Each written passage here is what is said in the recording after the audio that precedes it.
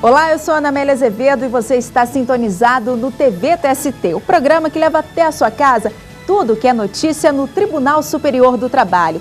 Quando as broncas do chefe podem ser consideradas assédio moral? O que diz a lei sobre a transferência do empregado para outro local de trabalho distante da residência dele? O primeiro documento de identidade do trabalhador brasileiro está prestes a completar 80 anos. Tudo isso e muito mais no TV TST de hoje, que está só começando.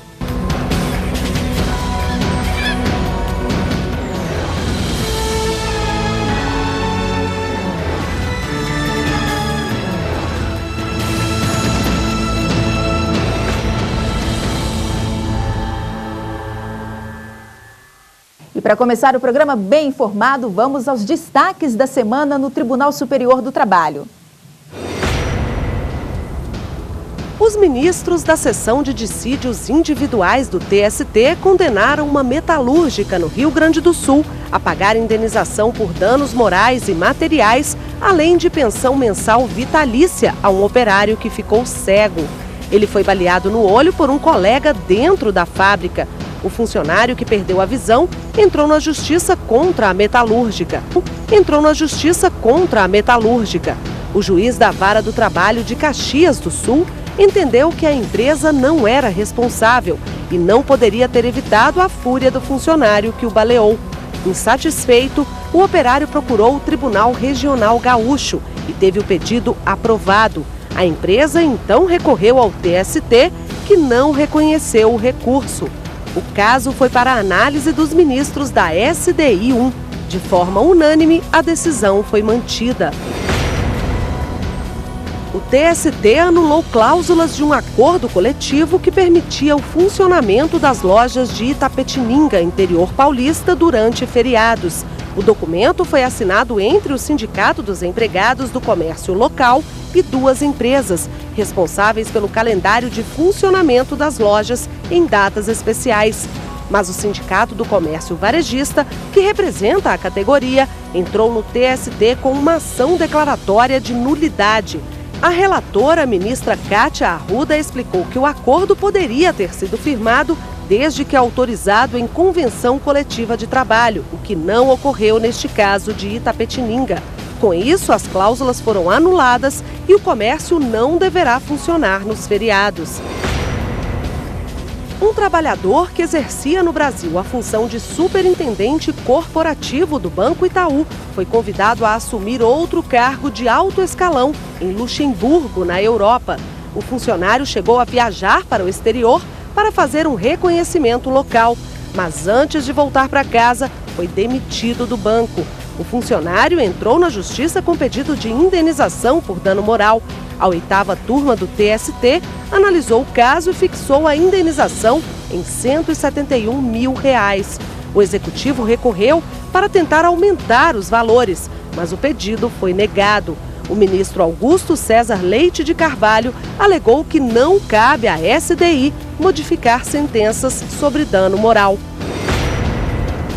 Um operário de uma construtora civil em São Paulo vai receber uma indenização de R$ 200 mil por danos morais. Ele fraturou a coluna cervical e ficou paraplégico após cair de uma altura de 4 metros durante a limpeza do telhado do Shopping Center Norte, em São Paulo. A 8ª turma do Tribunal Superior do Trabalho não acatou o recurso do shopping, que tentou retirar a condenação de responsabilidade subsidiária pelo dano moral imposta pela Vara do Trabalho de São Paulo.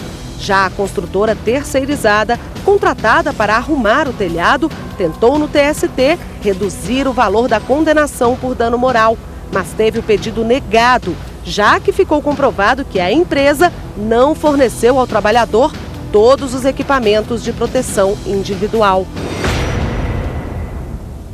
Como uma alternativa para melhorar a prestação jurisdicional, o Tribunal Superior do Trabalho realiza a 2ª semana do TST. Alterações no regimento interno e na jurisprudência do tribunal, entre outros assuntos, são temas do evento. Veja na reportagem especial que preparamos para você. 5 dias de análises, debates e discussões. O objetivo da 2ª semana do Tribunal Superior do Trabalho é melhorar a qualidade da prestação dos serviços jurisdicionais. Durante o encontro, são discutidos pontos polêmicos, ainda sem consenso da jurisprudência. Os ministros analisam a possibilidade de alterações regimentais e novas propostas de modificação na legislação trabalhista. Tanto as propostas dos próprios ministros, quanto as sugestões apresentadas por 106 associações de magistrados, de advogados, sindicatos e do Ministério Público do Trabalho estão em análise. Entre elas, possíveis modificações nas súmulas, orientações jurisprudenciais e instruções normativas do TST. Os assuntos debatidos em 2 grupos temáticos serão levados pelos ministros para a reunião plenária. Sempre que o Tribunal Superior do Trabalho se reúne para discutir a sua jurisprudência, é um momento de grande importância.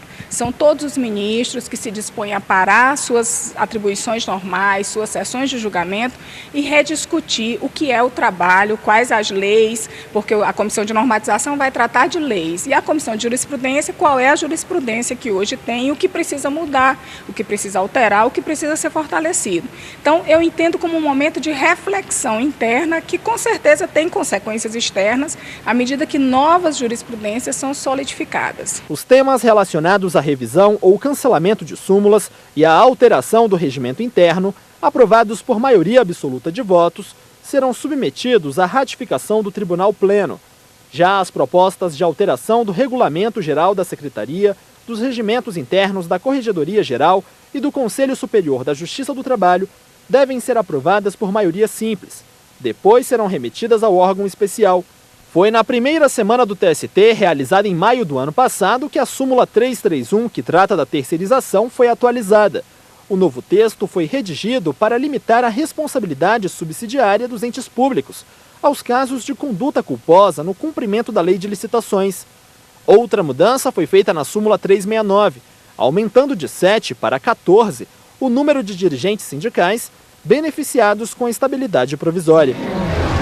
E no próximo programa, não perca o balanço da segunda semana do TST e uma entrevista sobre o assunto. Foi-se o tempo em que o profissional de educação física era apenas um professor. Os campos de atuação dele são os mais variados possíveis. Hoje você vai conhecer alguns deles.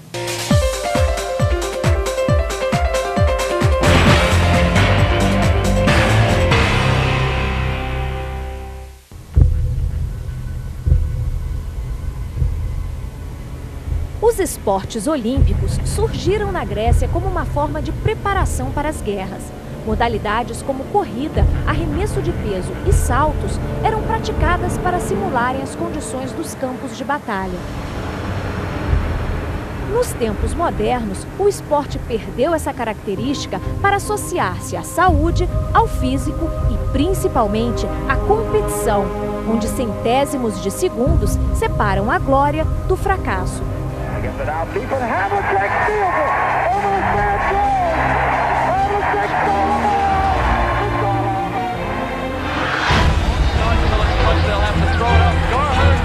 E por causa desses segundos, muita coisa mudou nos últimos anos, como o biotipo do atleta, a infraestrutura de treinamento e o desempenho que leva o corpo humano ao seu limite máximo. E junto com a evolução da ciência esportiva, o profissional da educação física também se especializou.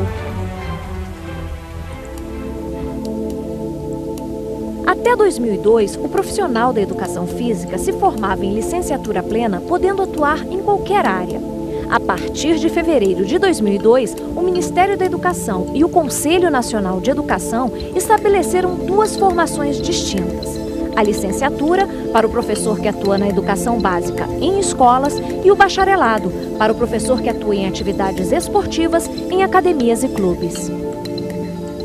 Segundo o presidente do Conselho Regional de Educação Física do Distrito Federal, essa mudança qualificou o profissional e também áreas de atuação da profissão que antes não eram especializadas. O mercado hoje ele tem um sentido muito positivo na abordagem desse profissional. Antigamente, como eu te falei ainda agora, nós tínhamos um mercado específico somente da escola. E após a regulamentação da profissão, nós tivemos uma abertura para justamente o mercado de trabalho, uma linha fora deste ambiente. Tanto que hoje a nossa maior atuação profissional não está mais dentro da escola, ela está fora do ambiente escolar. Então nós estamos hoje com a reabilitação cardíaca, que é uma função importantíssima, e reinserção da pessoa com problema cardíaco à sociedade. Nós estamos também com trabalhos personalizados, seja ele em academia ou pessoas da terceira idade que estão necessitando dessa linha de trabalho. E nós estamos também com a linha de trabalho no ambiente hospitalar. A linha de trabalho hoje é da área de saúde, né? Então é uma linha que a gente procura valorizar e preparar o profissional para isso. Segundo o Conselho Regional de Educação Física do Distrito Federal, 11 faculdades oferecem o curso de Educação Física, colocando no mercado por ano cerca de 600 profissionais. Para se ter ideia do quanto o mercado dessa profissão é aquecido, só em Brasília são 7.200 profissionais e 560 academias. Tá bom, então vamos sentar aqui. Um exemplo da evolução do perfil desse profissional é Vinícius Remedi, que foi atleta por 7 anos. Hoje é pós-graduado e professor há 17 anos. E não parou por aí. Administra sua própria academia com mais de 700 alunos há 5 anos. E ele mesmo explica o quanto essa experiência qualifica seu trabalho. São áreas completamente distintas no sentido de administrar e ser atleta. Ser atleta, por incrível que pareça, é mais fácil, porque administrar uma empresa com em torno de 28 funcionários não é fácil, mas é uma coisa que eu faço com a mesma vontade e a mesma dedicação como se eu fosse um atleta hoje em dia, porque precisa estar o tempo todo acompanhando, olhando o trabalho dos profissionais, até porque como eu sou profissional, então eu discuto com eles de igual para igual. E a parte empresarial eu tenho um pouco de assessoria também na gestão administrativa de cursos e trabalhos que eu faço para conciliar com o meu trabalho de professor, né? Totalmente diferente do ambiente das academias e clubes são as escolas, lugar onde as crianças têm o primeiro contato com o esporte e suas diversas modalidades. A aula de educação física tem um gostinho todo especial e desperta paixões e talentos. É um esporte legal, eu adoro, eu vejo no futebol, é um do que mais passa na TV, eu acho interessante. E aí, você se considera um bom jogador? Eu acho que eu sou bom. Eu já fiz handebol, vôlei, ginástica rítmica e agora estou fazendo basquete. E qual é a diferença que o esporte faz dentro da escola para você? Muita, porque se eu não estivesse aqui fazendo basquete ou então na educação física, eu estaria sentada fazendo o dever de casa. Então eu prefiro estar aqui. Para o professor Carlos Teles, o esporte dentro das escolas tem uma função na vida das crianças muito maior do que apenas o exercício físico. A educação física ela traz uma socialização, uma integração de fora de sala de aula para aqui para as quadras. Mais ou menos assim. A gente tem uma matemática, a gente tem um português e lá ele fica sabendo tudo que envolve essas disciplinas. Mas quando a gente chega na educação física, a gente consegue integrar o menino nas atividades da escola. De que forma? A gente olha o menino fazendo uma atividade, a gente olha o comportamento desse menino e transfere isso para o serviço pedagógico da escola. Então, de forma assim, mais geral, a gente consegue mapear um pouco o menino. As questões motoras, é claro, e também alguma parte do seu perfil dessa questão da personalidade. Por quê? Porque ele trabalha com gente na quadra, com contato o tempo inteiro, e aí a gente resgata alguns valores. Respeito, todos os valores a gente consegue resgatar aqui, principalmente nas atividades de 1º ao 5º ano. E ele tem razão.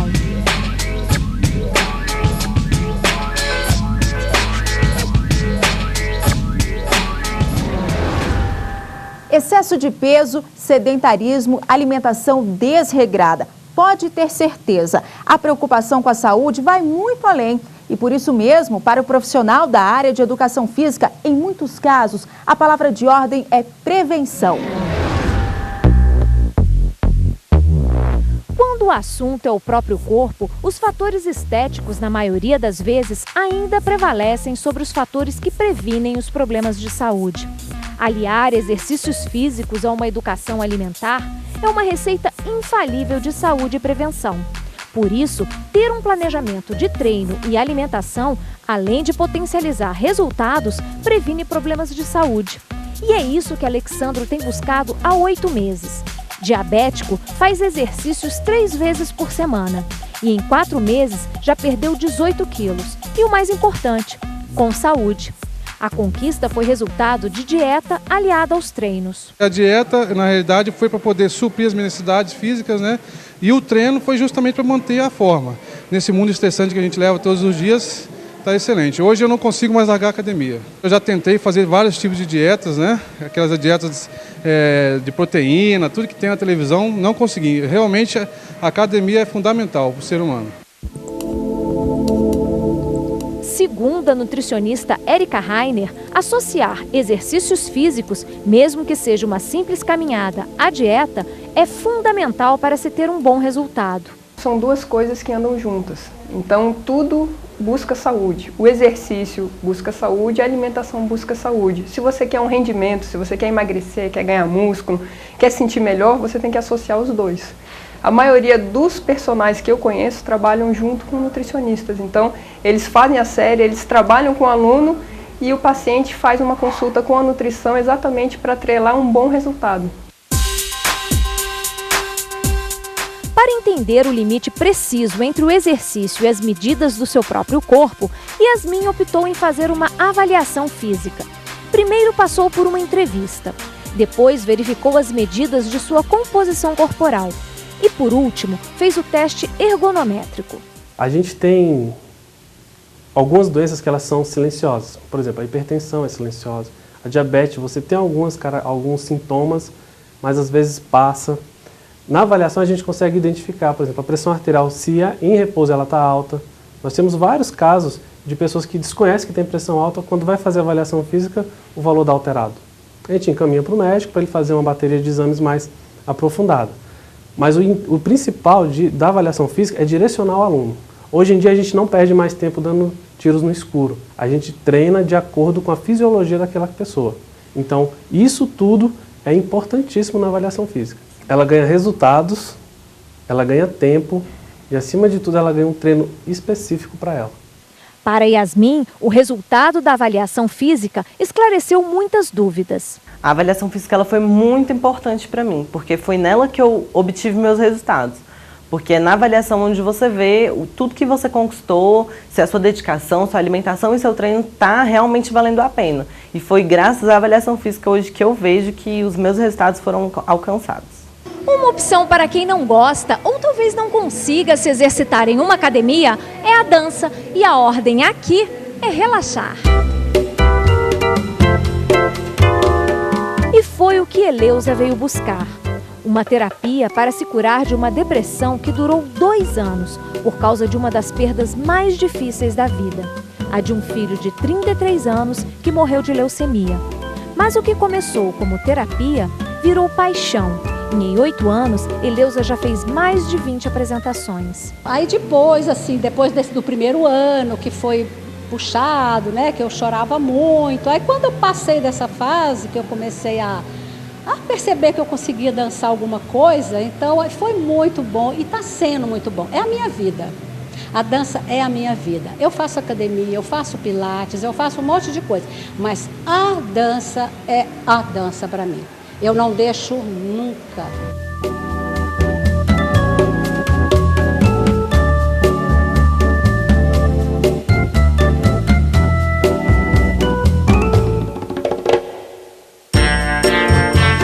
Para o professor Irineu, a dança é uma atividade que, independentemente de idade e preparo físico, faz bem para o corpo e a alma. Eu comecei a dançar desde criança, então também gosto muito de esporte. Então a educação física foi uma forma de conciliar os dois. A dança me permite trabalhar muito com o corpo e a educação física também.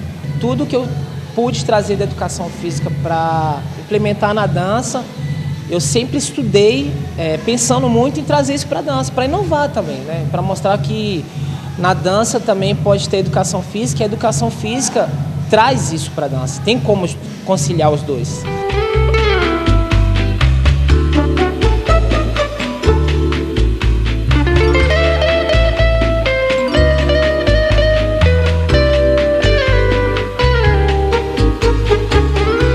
E o que antes era dor, agora é alegria e força de viver.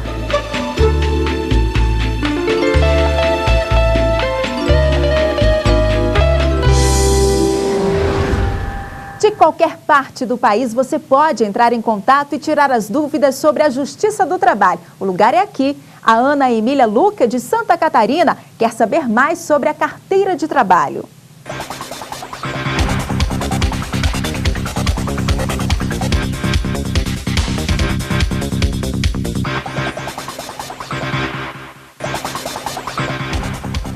Perdi minha carteira de trabalho. E agora? Ao perceber que a carteira foi perdida ou roubada, o trabalhador deve ir a uma delegacia de polícia e fazer um boletim de ocorrência. Depois, é preciso pedir um novo documento à Superintendência Regional do Trabalho e Emprego. O trabalhador, quando extravia sua carteira de trabalho ou até mesmo em caso de furto ou roubo, ele deve comparecer a uma delegacia regional do trabalho, levando consigo 2 fotos 3x4, identidade, CPF, um extrato do Fundo de Garantia, um extrato do PIS/PASEP e solicitar então naquela repartição a expedição de um novo documento, inclusive com a mesma numeração da carteira anterior. De posse do novo documento, o trabalhador deve então procurar os seus antigos empregadores e solicitar o refazimento das anotações perdidas. Quanto tempo a empresa pode ficar com minha carteira de trabalho para fazer anotações? A CLT diz que anotações na carteira deverão ser feitas no prazo de 48 horas. Esse prazo é computado a partir do momento que o empregado entrega o documento para o patrão. Passadas as 48 horas, se o empregador não devolver o documento, estará sujeito a pagar uma indenização de 1 dia de salário do empregado para cada dia de atraso na devolução da carteira. A CLT é expressa. O empregador, ele somente pode reter a carteira do empregado, a carteira de trabalho do empregado, pelo prazo de 48 horas para realizar as anotações necessárias. Findo esse prazo, em caso de descumprimento, de não atendimento a essa prescrição, o empregador estará sujeito à aplicação de multas. O motivo da minha demissão pode ser anotado na minha carteira? A CLT diz que é vedado ao empregador efetuar anotações desabonadoras à conduta do empregado em sua carteira de trabalho e previdência social. Essa conduta pode ser punida na Justiça com indenização por danos morais. Existe um dispositivo na Consolidação das Leis do Trabalho, artigo 29, parágrafo 4º, que proíbe expressamente o empregador de realizar qualquer anotação desabonadora na carteira de trabalho do trabalhador. O TST, inclusive, considera que nessa hipótese de anotação de falta grave, por exemplo, isso constitui um constrangimento ilegal, podendo o empregador ser condenado em danos morais, por essa razão. Faça como a Ana e mande a sua dúvida para a gente. O caminho é o e-mail tv@tst.jus.br. No próximo bloco tem julgamento no TST. Não perca, em 1 minuto. Até já!